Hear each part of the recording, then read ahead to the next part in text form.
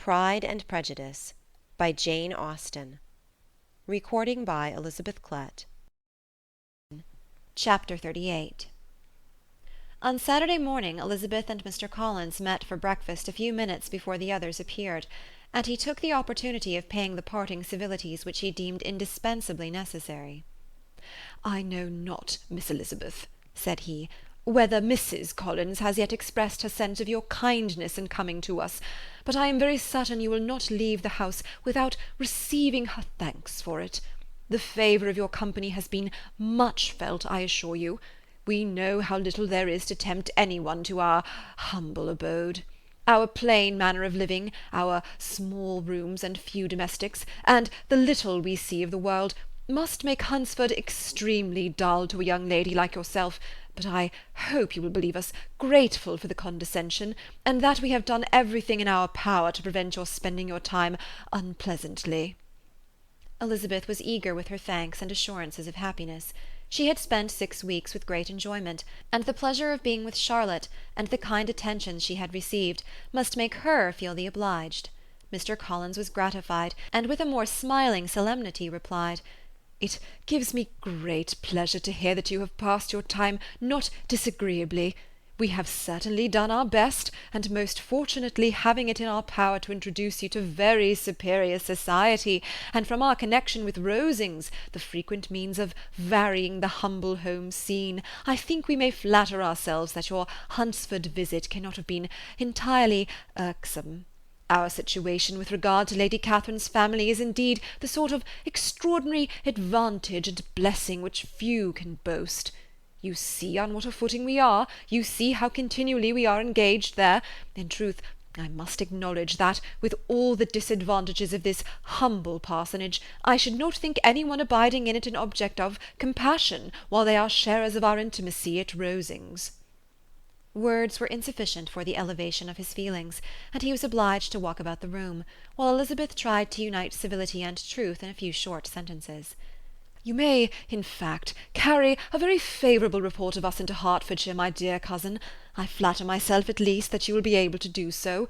Lady Catherine's great attentions to Mrs. Collins you have been a daily witness of, and altogether I trust it does not appear that your friend has drawn an unfortunate— but on this point it will be as well to be silent. Only let me assure you, my dear Miss Elizabeth, that I can from my heart most cordially wish you equal felicity in marriage. My dear Charlotte and I have but one mind and one way of thinking. There is in everything a most remarkable resemblance of character and ideas between us. We seem to have been designed for each other." Elizabeth could safely say that it was a great happiness where that was the case, and with equal sincerity could add that she firmly believed and rejoiced in his domestic comforts. She was not sorry, however, to have the recital of them interrupted by the lady from whom they sprang. Poor Charlotte! It was melancholy to leave her to such society. But she had chosen it with her eyes open, and though evidently regretting that her visitors were to go, she did not seem to ask for compassion. Her home and her housekeeping, her parish and her poultry, and all their dependent concerns, had not yet lost their charms. At length the chaise arrived, the trunks were fastened on, the parcels placed within, and it was pronounced to be ready. After an affectionate parting between the friends, Elizabeth was attended to the carriage by Mr. Collins, and as they walked down the garden he was commissioning her with his best respects to all her family, not forgetting his thanks for the kindness he had received at Longbourn in the winter, and his compliments to Mr. and Mrs. Gardiner, though unknown. He then handed her in, Maria followed, and the door was on the point of being closed, when he suddenly reminded them, with some consternation, that they had hitherto forgotten to leave any message for the ladies at Rosings.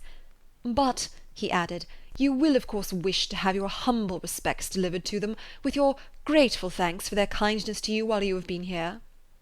Elizabeth made no objection. The door was then allowed to be shut, and the carriage drove off. "Good gracious!" cried Maria, after a few minutes' silence. "It seems but a day or two since we first came, and yet how many things have happened!" "A great many indeed," said her companion with a sigh. "We have dined 9 times at Rosings, besides drinking tea there twice. How much I shall have to tell!" Elizabeth added privately, "And how much I shall have to conceal." Their journey was performed without much conversation or any alarm, and within 4 hours of their leaving Hunsford they reached Mr. Gardiner's house, where they were to remain a few days. Jane looked well, and Elizabeth had little opportunity of studying her spirits amidst the various engagements which the kindness of her aunt had reserved for them. But Jane was to go home with her, and at Longbourn there would be leisure enough for observation. It was not without an effort, meanwhile, that she could wait even for Longbourn before she told her sister of Mr. Darcy's proposals. To know that she had the power of revealing what would so exceedingly astonish Jane, and must at the same time so highly gratify whatever of her own vanity she had not yet been able to reason away, was such a temptation to openness as nothing could have conquered with the state of indecision which she remained as to the extent of what she should communicate, and her fear, if she once entered on the subject, of being hurried into repeating something of Bingley which might only grieve her sister further. Chapter 38